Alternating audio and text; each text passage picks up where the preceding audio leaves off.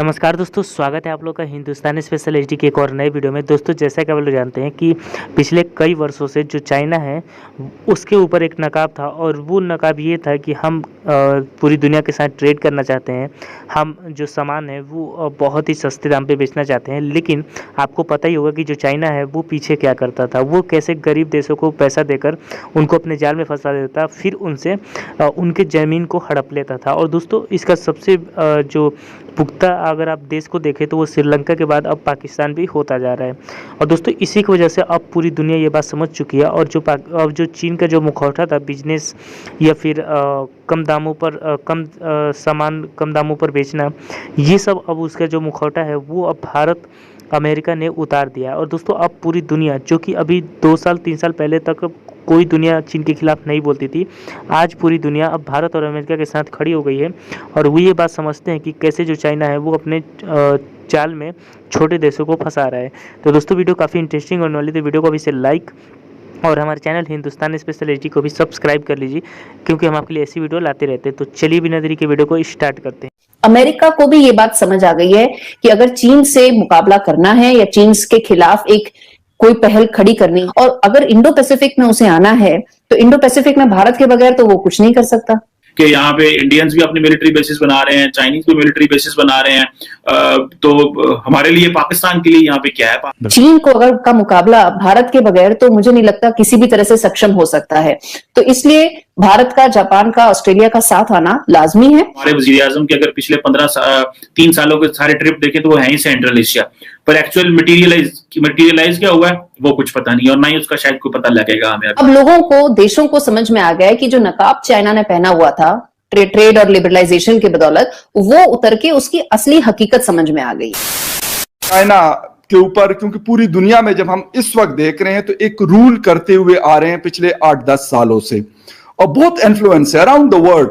बहुत बड़ा business in लोगों ने एक्सपेंड किया हुआ है। मेन रीजन क्या है कि लोग अब इनके मुखालिफ हो गए। पहले ऐसा हमें नजर नहीं आ रहा था, लेकिन अब 1-2 सालों से हम ये चीज देख रहे हैं और पूरी दुनिया में ये चीज नजर आ रही है। मैं आपको एक छोटा सा एग्जांपल दूंगी जिससे आपको और आपके दर्शकों को पता लगेगा कि चीन किस तरह से छोटी कंट्रीज में जब जाता है तो कितना दबाता है। जो आपने जाल का शब्द यूज किया, वो जाल कैसे बिछाता है, बिल्कुल मैं आपको बताती हूँ।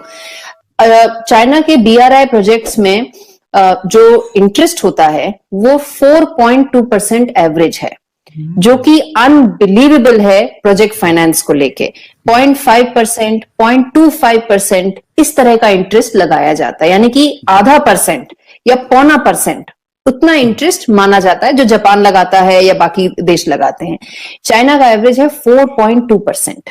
तो यानी कि वो पहले ही 20 गुना ज्यादा चार्ज करता है, उससे भी ज्यादा चार्ज करता है बाकी कंट्रीज के मुकाबले। दूसरी चीज, जो ग्रेस पीरियड होता है वो होता है 2 साल से कम। यानी कि अगर मान लीजिए किसी देश के पास पैसे नहीं निकल रहे हैं प्रोजेक्ट को देने के, तो उसके पास 24 महीने से कम होता है समय ये डिसाइड करने का कि हम पैसे कहां से लाएं। और तीसरी सबसे बड़ी चीज, जो भी प्रोजेक्ट फाइनेंस, ये सारे प्रोजेक्ट फाइनेंस हैं, जो प्रोजेक्ट्स होते हैं इनको पैसा दिया जाता है इसके लिए। प्रोजेक्ट फाइनेंस जहां भी आप बात करें वो 30 साल, 35 साल, 40 साल इस तरह से दिया जाता है, क्योंकि डैम एक दिन में तो बनता नहीं है, रेलवे लाइन एक दिन में तो बनती नहीं है, और बनने के बाद ऐसा भी नहीं कि पहले दिन से मुनाफा कमाने लगेगी, उसे 30-40 साल लग जाएंगे करते करते। पर चाइना का मॉडल 10 साल पे है, यानी कि 10 साल के बाद उसने बोला कि अब मेरा टाइम खत्म हो गया, अब आप सारी हमारी कर्जेदारी वापस करिए। कोई कंट्री नहीं दे सकती है, तो जाहिर सी बात है इस कर्जे में डूबने के बाद देश क्या कर रहे हैं, या तो वो कह रहे हैं आप हमसे एसेट ले लीजिए या आप हमसे कोई और चीज ले लीजिए, क्योंकि हम तो ही चुका ही नहीं सकते। 4% की ब्याज तो पहले ही इतना ज्यादा है, उसके बाद टाइम भी नहीं मिला है, सिर्फ 10 साल मिल रहे हैं। और इसके बदौलत आप देख रहे हैं, आपको बताऊं कि दुनिया में जो चाइना की कर्जेदारी का और भी ज्यादा उन्हें नुकसान हो रहा है, चाहे वो वियतनाम हो, कंबोडिया हो, लाओस हो, या आप पाकिस्तान देख लीजिए, सब जगह मॉडल एक ही है। जब कर्जा इतनी भारी उस पर देना पड़ेगा और इतना ज्यादा आपको ब्याज देना पड़ेगा तो कोई नहीं दे सकता। और यही मॉडल है चाइना ने दुनिया में हर जगह यूज किया है। बट एक बात यह है कि अब एक रियलाइजेशन आ गई है, सबको ये समझ में आ गया है कि चीन जो इतने सालों से कह रहा था कि भाई हम तो ट्रेड करना चाहते हैं, हम तो ग्लोबलाइजेशन करना चाहते हैं, आपको मेड इन चाइना प्रोडक्ट सस्ते में मिलेंगे तो आपके भी मार्केट का फायदा होगा, तो इस तरह की जो बातें हैं उसके पीछे का जो नकाब है वो उतर गया है। अब लोगों को, देशों को समझ में आ गया है कि जो नकाब चाइना ने पहना हुआ था ट्रेड और लिबरलाइजेशन के बदौलत, वो उतर के उसकी असली हकीकत समझ में आ गई है कि वो करना क्या चाहता है। चाहे वो लैंड हो या सी हो, हर जगह चीन की एम्बिशन, चीन का गोल एक ही है कि उसे आगे बढ़कर दूसरे की जमीन या दूसरे का ओशन हड़पना है। साउथ चाइना सी में भी वो यही कर रहा है, लद्दाख में भी वो यही करना चाहता है। और जहां तक भारत और चीन के ट्रेड की बात है, ये बात सही कह रहे हैं आप कि भारत के लिए चीन एक इंपॉर्टेंट ट्रेड पार्टनर है, चीन के लिए भी भारत एक इंपॉर्टेंट ट्रेड पार्टनर। तो आपको क्या नजर आ रहा है कि अभी हिंदुस्तान, यूएस और ऑस्ट्रेलिया जिस तरह क्वाड बना है, तो इसको जो घेरने के लिए सारा चाइना, आप खुद भी कह रहे हैं कि हमें घेरने की भरपूर कोशिश कर रहा है, और यूएस ही उस चीज को शायद सबसे ज्यादा हाईलाइट कर रहा है, और वो मेरे ख्याल में मेन वो रोल प्ले कर रहा है। क्या नजर आ रहा है कि आइंदा मतलब 2 और 3 इयर्स और 5 इयर्स में हमें ये चीज हम एक्सपेक्ट कर सकते हैं कि चाइना के इर्द गिर्द जो घेरा डाला जा रहा है वो कामयाब होगा, या मजीद चाइना जो है वो भी लाजमी सी बात है एक बहुत बड़ा पावर है, तो अमेरिका को या हिंदुस्तान के लिए कोई थ्रेट हो सकता है? देखिए, थ्रेट तो है, और अगर थ्रेट नहीं होता तो इस तरह से ये 4 देश सामने नहीं आते, मिलके नहीं आते। इन चारों देशों की एक खूबी है कि ये चारों डेमोक्रेसीज हैं, चारों में रूल ऑफ लॉ है। तो अगर कोई भी एक लॉन्ग टर्म विजन बन रहा है, इसका मतलब है दोनों पार्टीज, यानी कि जो रूलिंग पार्टी है और जो अपोजिशन पार्टी है, इंटेलेक्चुअल्स, एकेडमिया, सब लोग की एक राय है कि हमें इस तरह से कोई एक निर्णय लेना चाहिए। ये एक बहुत बड़ा फैक्टर है समझने के लिए कि क्यों क्वाड आगे बढ़ रहा है, क्योंकि ऑपोजिशन और सत्ता में जितने भी लोग हैं, सबको ये समझ में आ रहा है कि ये एक इंपॉर्टेंट पहल हो सकती है चीन को कहीं ना कहीं रोकने की। देखिए, कोई ये नहीं चाहता, और दुनिया में ऐसी कोई कंट्री नहीं है जिससे आप सोचें कि वो नहीं होगी। सबको जीने का, रहने का हक है, और सबको अपने लिए आगे बढ़ने का भी हक है। बट चीन के साथ तकलीफ ये है कि उसे आगे बढ़ना है अपनी शर्तों पर और दूसरों को हानि पहुंचाकर। बात ये है, और मुझे लगता है क्वाड में अब इस वक्त ये जागरूकता आ गई है कि मिलकर ही चीन से मुकाबला किया जा सकता है, अकेले नहीं किया जा सकता। अमेरिका को भी ये बात समझ आ गई है कि अगर चीन से मुकाबला करना है या चीन के खिलाफ एक कोई पहल खड़ी करनी है, उसके लिए मुझे लोगों की जरूरत है, बाकी देशों की जरूरत है। और अगर इंडो पैसिफिक में उसे आना है, तो इंडो पैसिफिक में भारत के बगैर तो वो कुछ नहीं कर सकता। चीन को अगर का मुकाबला भारत के बगैर तो मुझे नहीं लगता किसी भी तरह से सक्षम हो सकता है। तो इसलिए भारत का, जापान का, ऑस्ट्रेलिया का साथ आना लाजमी है। और क्वाड, मेरा पर्सनल मानना यह है कि अगले 1-2 साल में इसमें काफी ज्यादा प्रोग्रेस होगी। देखिए, जब मैंने आपसे पहले कहा कि नकाब हट गया है चीन का, तो उसका मतलब यह है कि अब वो क्लियर है अपने ऑब्जेक्टिव्स को लेके। उसने पाकिस्तान में क्यों पैसा लगाया, उसने ईरान में पैसा लगाने की क्यों सोची? इसलिए नहीं कि उसे और कहीं जगह इन्वेस्टमेंट नहीं किया जा सकता, इसलिए भी किया क्योंकि उसे इंडिया को काउंटर करना है। इंडिया चाइना को उस तरह से नहीं देखता जैसे चाइना इंडिया को देखता है। चाइना इंडिया को एक हॉस्टाइल तरह से देखता है, चाइना इंडिया को एक कंपेटिटर की तरह से देखता है जिसे उठने नहीं देना चाहिए। इस कारण से चाइना ने पिछले 5-7 सालों में, 2015 से सीपेक जब से शुरू हुआ, 2016-17 में उन्होंने ईरान में पैसा लगाया, इसलिए वो एक सीमलेस कॉरिडोर बनाने की कोशिश कर रहे हैं। और अब उनका फायदा होगा इस बात से कि तालिबान के डीप लिंक्स हैं पाकिस्तान के साथ, तो उनकी पहली यही कंडीशन रहेगी कि अब अगर तालिबान को ऑपरेट करना है, तालिबान को फंड्स मिलने हैं, तो इंडिया को किसी तरह से बाहर रखा जाए पूरी स्कीम ऑफ थिंग्स में। ठीक है मैम, एक लास्ट क्वेश्चन है। सिंचियांग के हवाले से बहुत ज्यादा बातें होती हैं, और वहां पे जिस तरह तकरीबन 10 मिलियन के करीब मुस्लिम रहते हैं, उसके ऊपर बहुत ज्यादा बात होती है इंटरनेशनल मीडिया पे, लेकिन बाकी कंट्रीज में मतलब इस मुद्दे को इस तरीके से नहीं उठाया जाता जिस तरह बाकी ह्यूमन राइट्स के इशू उठाए जाते हैं।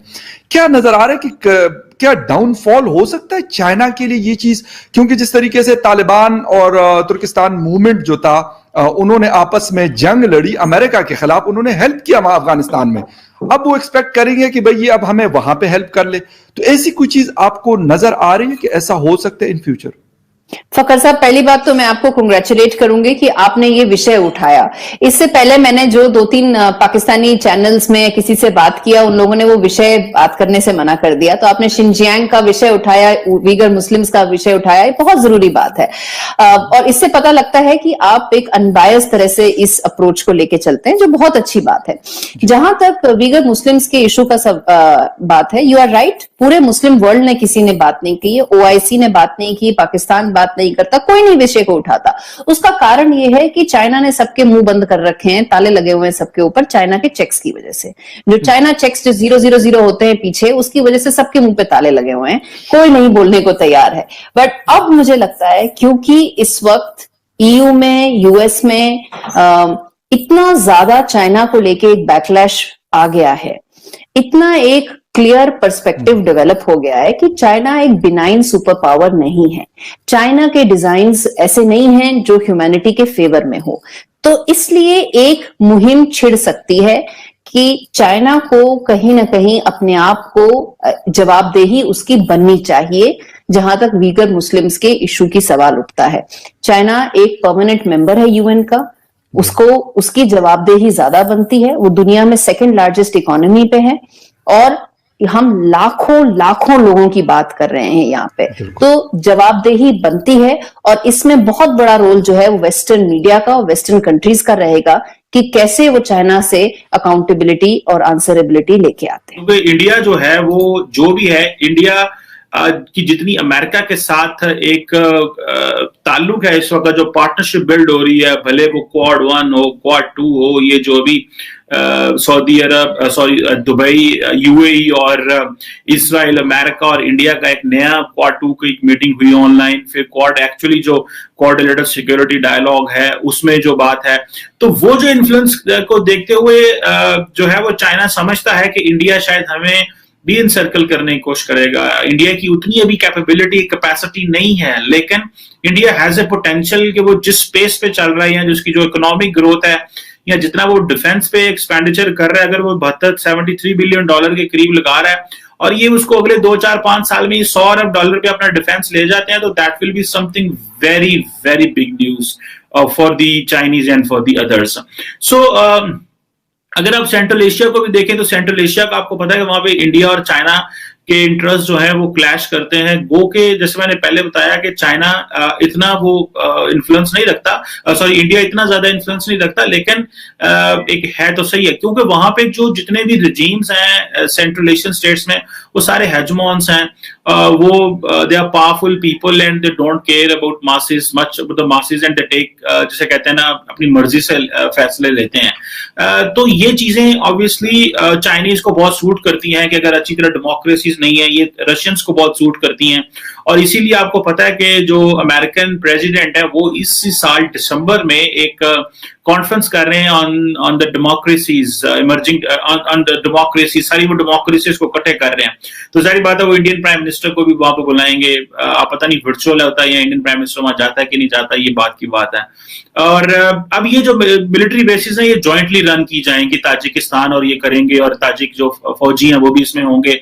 सो इट मीन्स कि जो ताजिकिस्तान है ये स्लिप कर रहा है टुवर्ड्स चाइनीज ब्लॉक, और कंपटीशन है between the Russians, Americans and the Chinese. Indians बीच में घुस गए हैं वहां पे जाके, और ये अपना एक इन्फ्लुएंस एस्टैब्लिश करना चाहते हैं। जैसे मैंने पहले कहा कि इनकी भी एक मिलिट्री बेस है। चाइना, इंडिया समझता है कि अगर हमने वहां पे पैसे पूसे लगाए तो थोड़ा बहुत एक एडवांटेज हो सकता है कल को उनको, नॉट जस्ट के ये अभी के लिए, लेकिन it's a longer thing.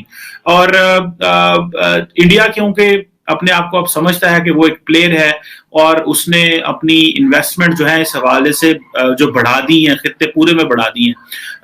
Afghanistan के हवाले से इंडिया ने देखें किस तरह इन्वेस्टमेंट की, अभी सेंट्रल एशिया में जिस तरह वो गए हैं, ताजिकिस्तान में, अर्मीनिया में और बहुत सारे मुल्कों में। तो ये एक प्लस पॉइंट है इंडियंस के लिए लेकिन चाइना के लिए भी है कि चाइना के जो रियल मिलिट्री डिजाइन हैं वो हमारे सामने आ रहे हैं, और वो जो डिजाइन हैं वो सारे के सारे पता चल रहा है कि वो अगर उनको they are feeling threat at home in Xinjiang में, अगर उनको कुछ थ्रेट महसूस हो रहा है तो वो सिंकियांग के अंदर नहीं, वो जिस तरह ऑफेंसिव डिफेंस की इंडियंस बात करते हैं कि जहां पे आपका दुश्मन है आपने वहां जाना है, so they are taking the basis outside, वो लेके जा रहे हैं कि यहाँ पे इंडियंस भी अपनी मिलिट्री बेसिस बना रहे हैं, चाइनीज भी मिलिट्री बेसिस बना रहे हैं। तो हमारे लिए, पाकिस्तान के लिए यहाँ पे क्या है, पाकिस्तान सिर्फ अपने इकोनॉमिक टाइज चाहता है सेंट्रल एशियन ममालिक से, द रीजन बिहाइंड इज कि, और वो जारी बात है मुमकिन नहीं है क्योंकि अफगानिस्तान की सिचुएशन लॉलेसनेस है, हम कहाँ से वहां पे घुस सकते हैं। हमने बड़ी कोशिशें कर ली हैं, हमारे वजीर आजम के अगर पिछले 3 सालों के सारे ट्रिप देखें तो वो है ही सेंट्रल एशिया, पर एक्चुअल मटेरियलाइज क्या हुआ है वो कुछ पता नहीं, और ना ही उसका शायद कोई पता लगेगा हमें अभी। So very tricky situation when it comes to military basis. India has a military base. तो दोस्तों, जैसे कि आपने इस वीडियो में देखा कि इस वीडियो में बात हो रही थी चाइना के बारे में, और दोस्तों आपको पता होगा कि चाइना जिस तरीके से 2 सालों के अंदर पूरी दुनिया में उसका जो मुखौटा है वो हटा है, और पूरी दुनिया अब ये समझ रही कि कैसे जो चाइना है वो पूरी दुनिया को बेवकूफ़ बना रहा था। और दोस्तों, जो चाइना ये बात करता था कि हम पूरी दुनिया के साथ बिजनेस करना चाहते हैं, हम अपने सामान को कम दामों पर पूरी दुनिया के बाज़ार में बेचना चाहते हैं, वही चाइना जो कुछ भी पीछे कर रहा था उसको पूरी दुनिया ने अभी 2 साल से बहुत ही अच्छे तरीके से देख रही है, और इसी वजह से आज पूरी दुनिया जो है वो चाइना के खिलाफ हो गई है।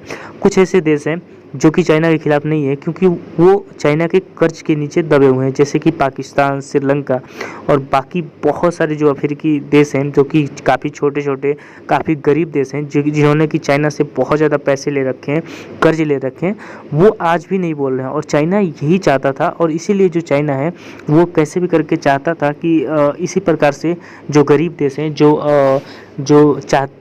अपने ओर वो अपनी ओर मनवाना चाहता था, उनको वो पैसे देकर ऐसे फंसाता था कि उस देश को पता भी नहीं चलता था।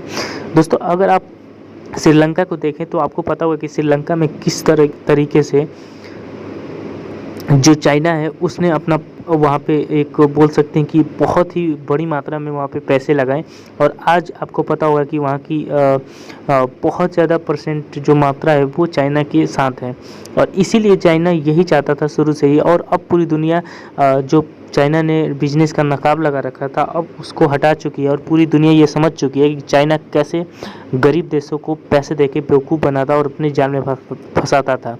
दोस्तों, जैसे कि आप जानते हैं कि जैसे ही क्वाड बना तब चाइना ने ये कहना स्टार्ट कर दिया कि जो ये चारों देश हैं वो एक साथ मिलकर चाइना को घेरना चाहते हैं। चाइना ने खुद बात कही, आपको पता होगा उसकी जो सरकारी अखबार है उसके द्वारा ये कहा गया।